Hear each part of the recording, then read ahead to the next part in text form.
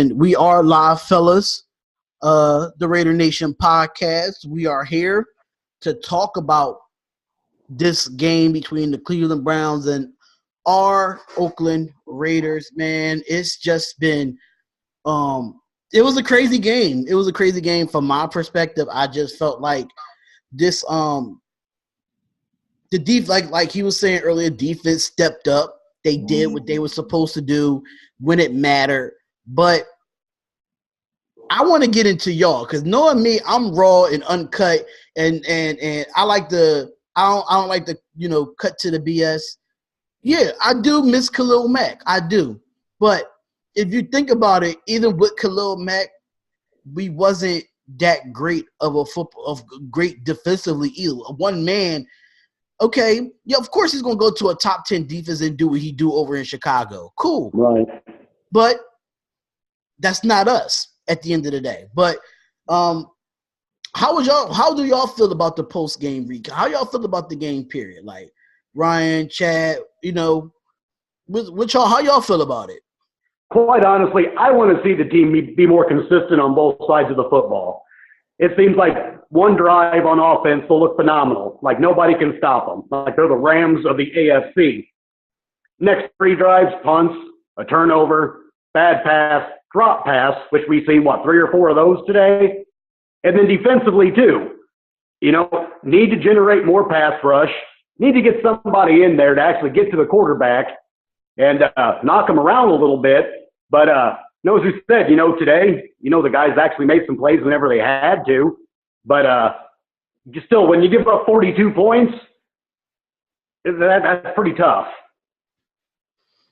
Yeah, I have to agree with that as well. But Ryan, what you think of it? What you think of this game overall? Definitely the consistency needs to be better. Like you were saying, the drop passes. It's just a little dumb shit like that ends drives, and that's going to end our season. It's just the little small plays, a couple little plays the last 2 weeks, and we're 3-1 right now, and looking at a totally different season. Yeah.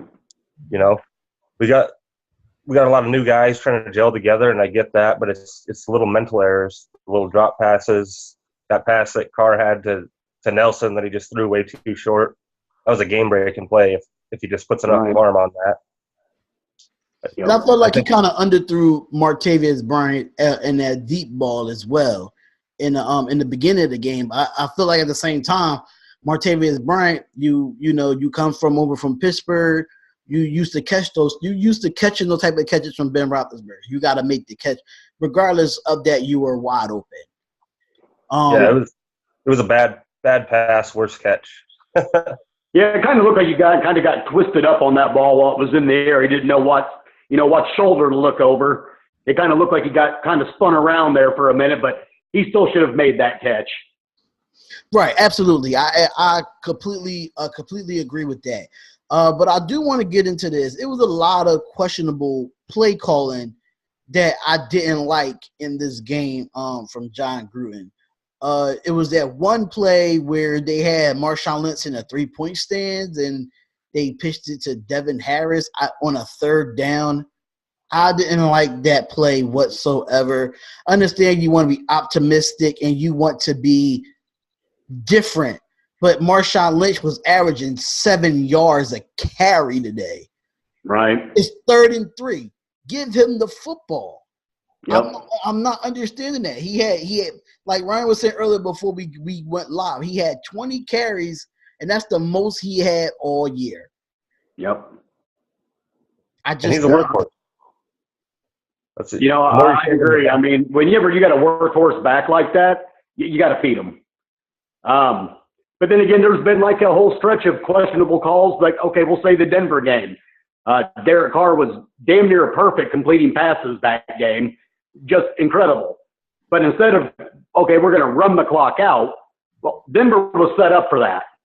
They were waiting for Lynch to come. Why not throw 5-yard dump passes and do the exact same thing? Carr was completely chewing them up. Right. This game, completely vice versa. Lynch was getting his. And the line was fantastic today. I mean, they got to Derek a few times, but that's a good young defensive line over there, too. And they got some solid linebackers also. So, I mean, I give some credit to them. They played their asses off. But and then we finally got our first win, and that's all that matters right now. We ended up winning the football game.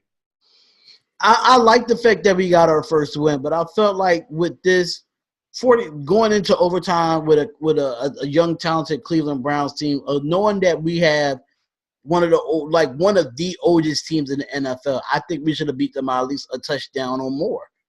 That's just from my perspective. Just looking at it on paper alone, I feel like with the pieces that we got on offense, no, I'm not taking nothing away from the Cleveland Browns whatsoever. I'm not taking nothing away from their defense.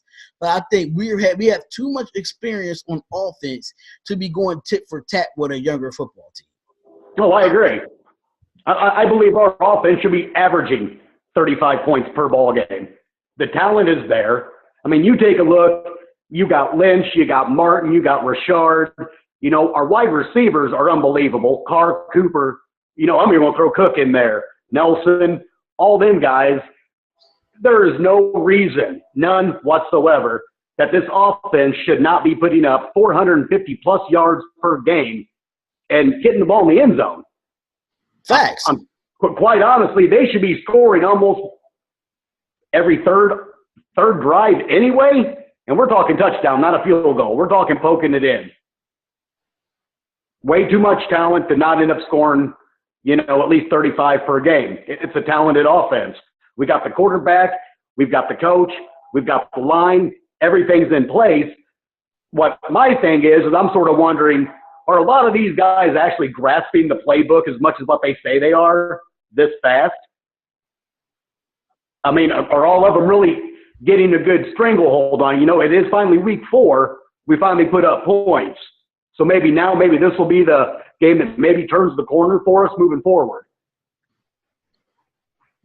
What you think, Ryan? You think that would be the actual the turn? Do you think this game would like to be the turning point to actually get back into this AFC West race? Because we do have 3 tough teams in our division. So it depends on how our offense goes. Our offense has got to score. That's plain and simple. We've got to keep our defense off the field, give those guys a rest. That way Paul Gunther can have those guys pin their ears back and just, bulldog and just go after it.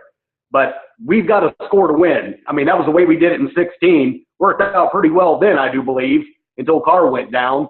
But we need to get back to that style of football if we plan on, getting any better. But, as you said, this division's tough. It's real tough. Right.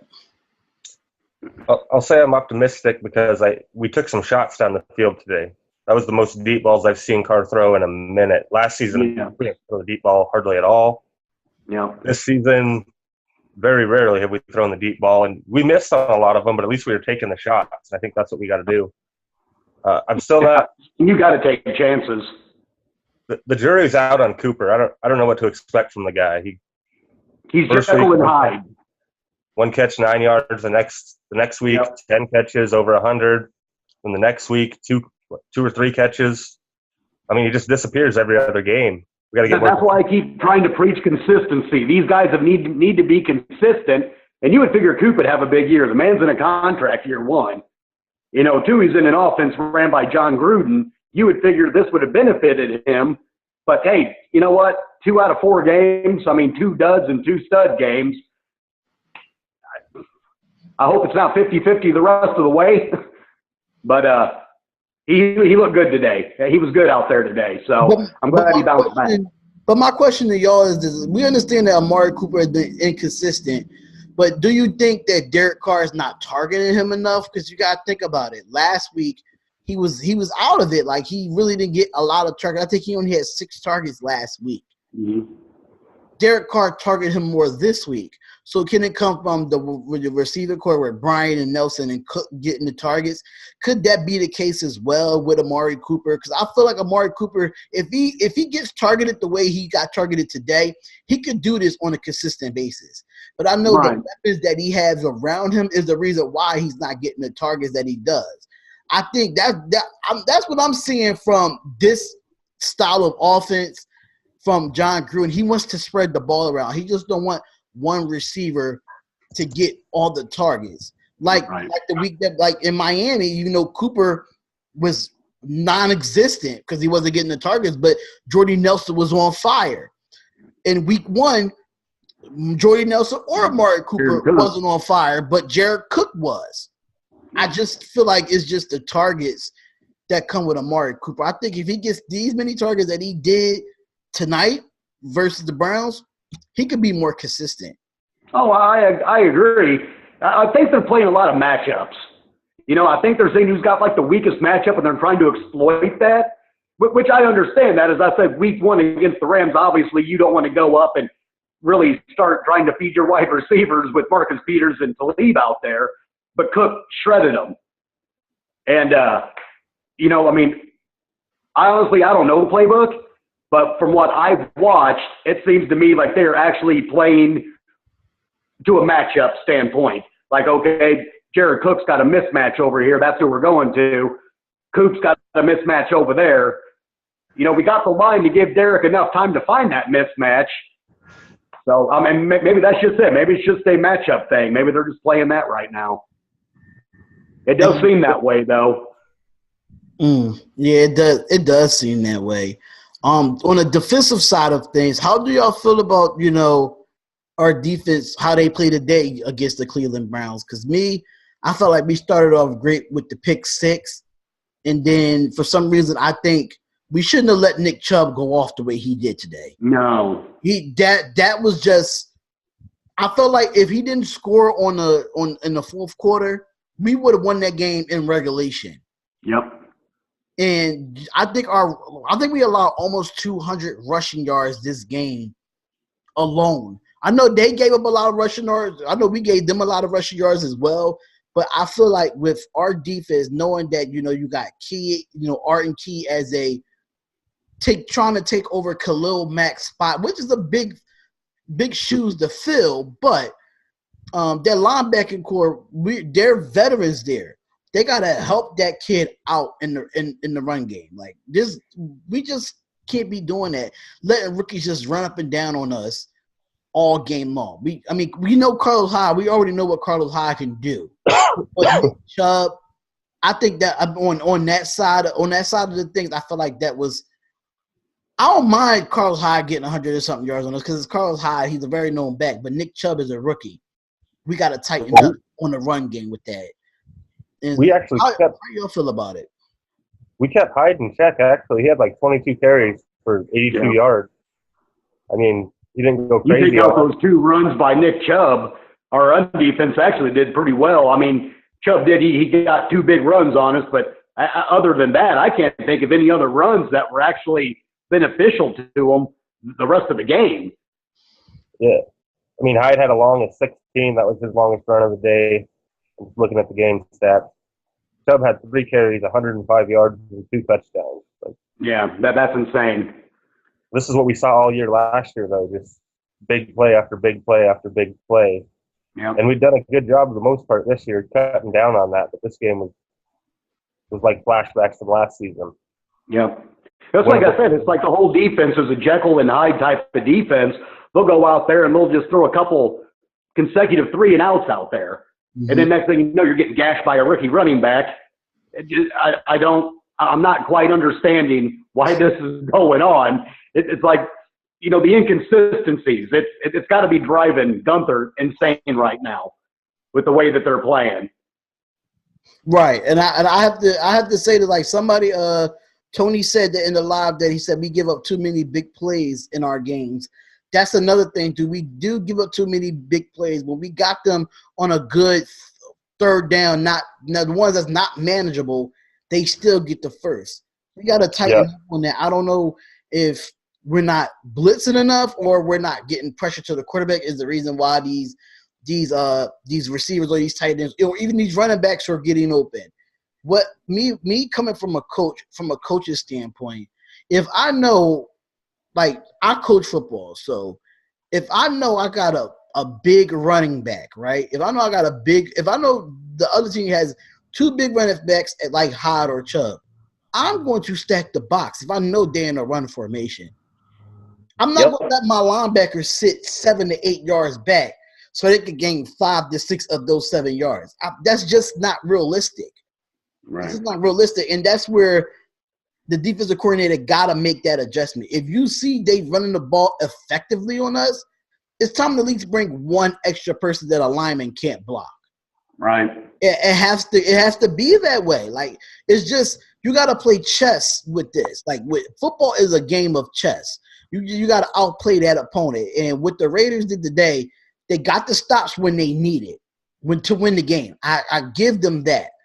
But I felt like if we would have made a lot of key stops in the fourth, knowing that we were up, we was up a touch, we was up like 6, right?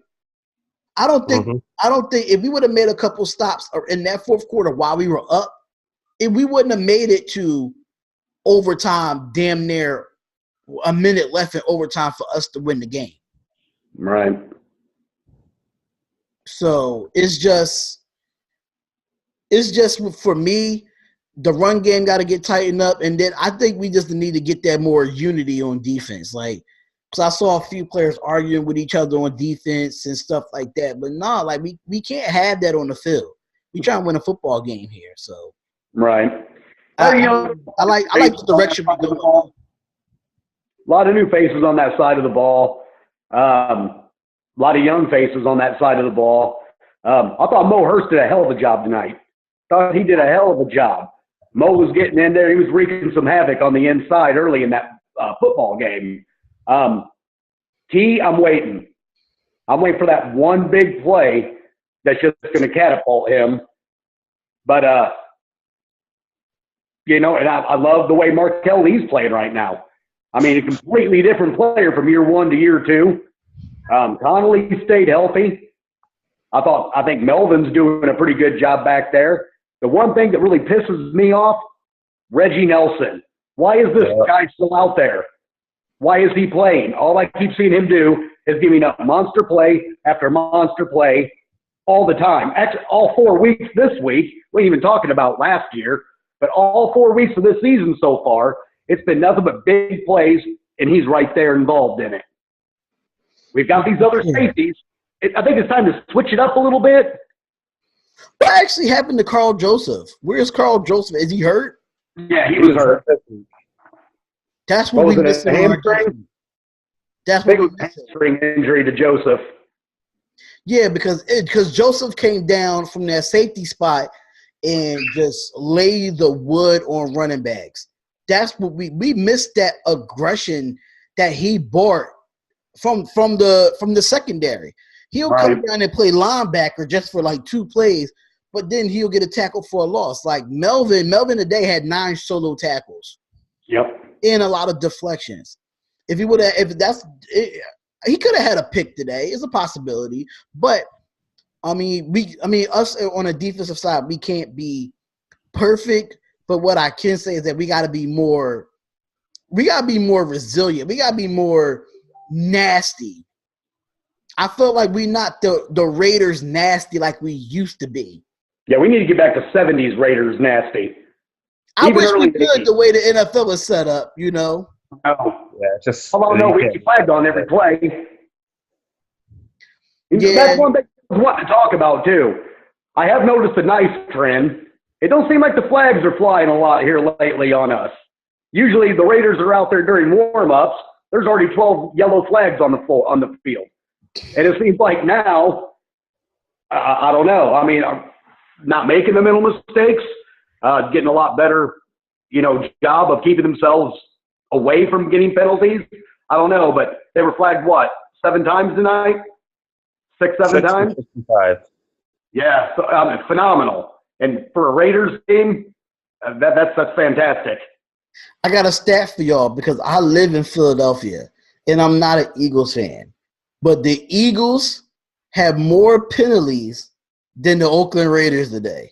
That is a stat that I love. Yep. That is a stat that I love because I get so much hate being a Raiders fan in Philly. I get so much hate. But it feels good that the Raiders got to win and the Eagles lost, so that's fine. That's fine by me. But let's get to. I live in Illinois, so I'm not too far out of Chicago. So you know what kind of hell I've been getting. Oh yeah, I've heard it from every angle. People are sending me fruit baskets, like I'm the one to send them back. Wow. let's get into this running back situation. Now we know Marshawn Lynch got 20 carries, but like me and Ryan was saying earlier, like Jalen Richard should be getting more touches than Doug Martin. I don't understand why he's not involved in this offense a lot. I'm not understanding that. I understand Doug Martin is a veteran. He's been in this league a long time, but you got to go with not really the hot hand, but you got to go with the more elusive back. And Richard is the more elusive back than Doug Martin. Oh, I agree. One carry that he had today? I believe so. 1 carry, 3 catches. Nah. 3 catches on that. Understand? Yeah, we all know he could catch the football out the backfield, but he's a big body and he's elusive. Come on, y'all got to give him a shot back there in the backfield. Understand? I agree. Football, but y'all got to give him a shot back there. Yep. I think he would have made a big difference in the running game. I think he would have had about at least 60 yards. I'll say 60, 70 yards if he had a few more carries. 1 carry is just not enough, especially in the NFL where you need a 2 running back system.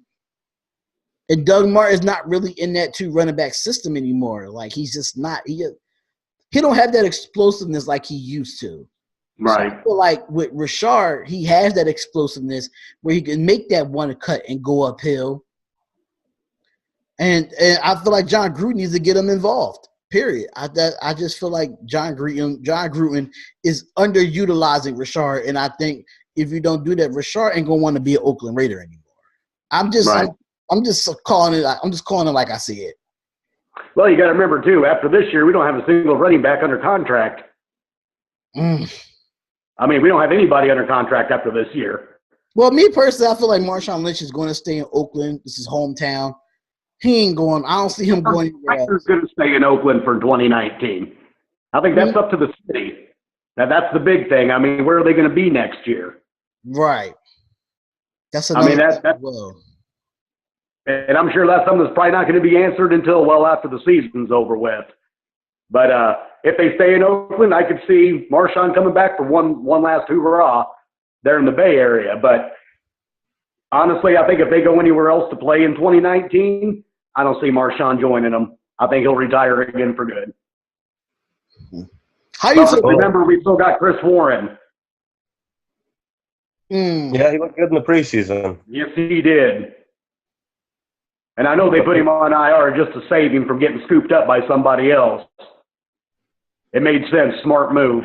It is a smart move. I feel like he should have been on that 53-man roster. I feel like he should have been on there. I understand. I had Doug Martin. Richard, but the way he ran in the preseason was pretty dope. It was dope the way that he did that. But let's get into Derek Carr's stats today. Anybody got those stats pulled up? Because from what I remember, he threw over 400 passing yards. He had 4 TDs and 2 touchdowns. I don't know what the completion percentage was. Ryan, do you have that up on as far as stats-wise for Derek Carr? He was 35 of 58, 437 yards, 4 touchdowns, 2 picks. So you said 437 yards, right? Yep. I got a stat for y'all, and I know y'all probably won't like this stat, but this. I'm just thinking of Thursday Night Football and watching golf play on Thursday Night Football, and he only threw the ball 33 times, and he had 462 passing yards. Yeah. Carr almost had 60 passing attempts. It still didn't get this. He's close to getting golf and passing yards, but I'm still thinking like, okay, we were kind of balanced today, but 60 passes. I know Carr. His arm is hurting right now. It gotta be.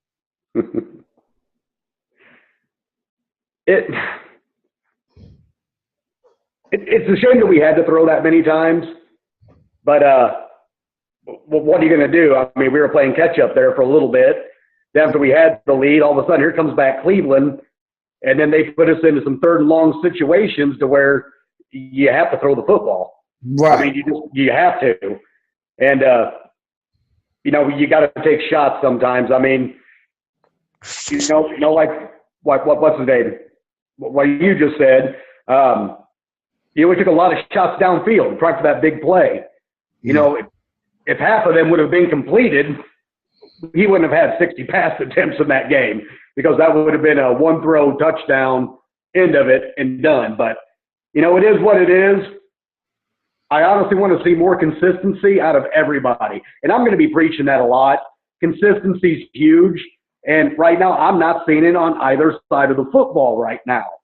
As I said, I'm happy they got the win, but, shouldn't we be scoring 30-plus points a game and then our defense getting some stops? I mean, especially with a rookie quarterback making his first start. Now Baker's a good QB. He's good. But he's on the road, got the black hole behind him. Mm-hmm. We should have made it more difficult for him. We should have made it way more difficult, knowing the fact that he was in a black hole.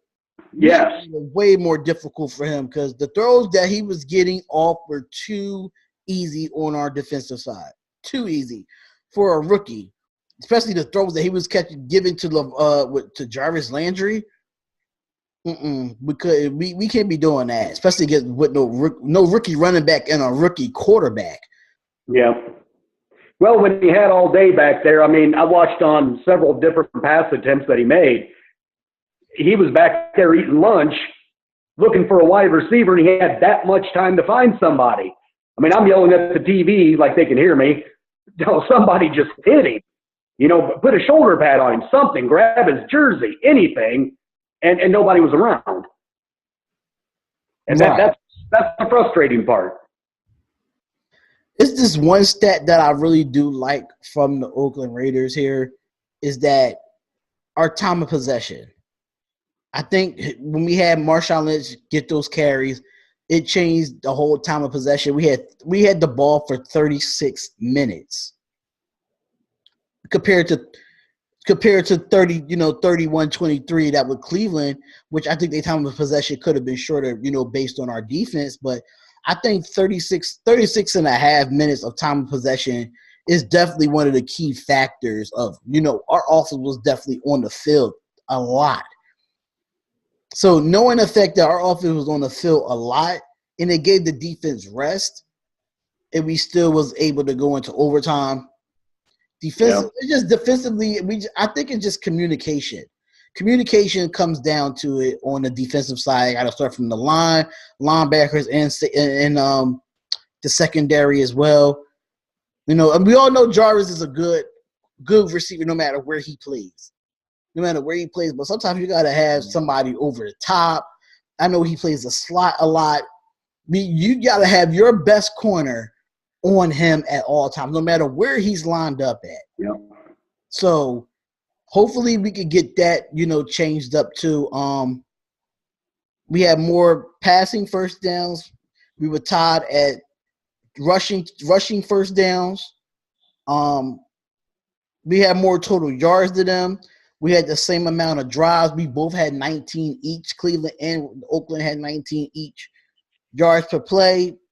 There was, 3 yards more per play than us. Rushing attempts, they had 31. We had 29. Yards per rush, it was 4.8 for us. Cleveland was averages 6.7 yards per rush. Red zone, it was 2 for 4. We was 4 for 7. That's a good stat to have for us as well for this game. But questions to y'all. What did y'all learn from this game as far as from this Oakland, the way they play? Like, what did we learn in this game? Like, how do we feel going into next week? I feel like we finally saw what our offense can do. We put up 45 points tonight after putting up 52 in the first 3 games combined. So that's what I was looking to see from this. The defense, I think we all kind of expect bad defense, especially after losing Mac. They played a little better than I expected them to be honest. But that offense, it needs to be clicking like this. We need to cut down on those Derek Carr interceptions. And we need to expect this kind of offensive output from them. Like you said, we got talented offense. We got an offensive-minded coach. It just seemed like we're coming out with a lot of vanilla offense. I mean, we changed it up a little bit. We took some shots down the field today. and we won the game. I think those two things are related. I think the big thing I was looking at was, were they able to close? And they did. They finally closed one out. They finished it. You didn't see that typical fourth quarter meltdown that's been happening in the first 3 weeks of the season.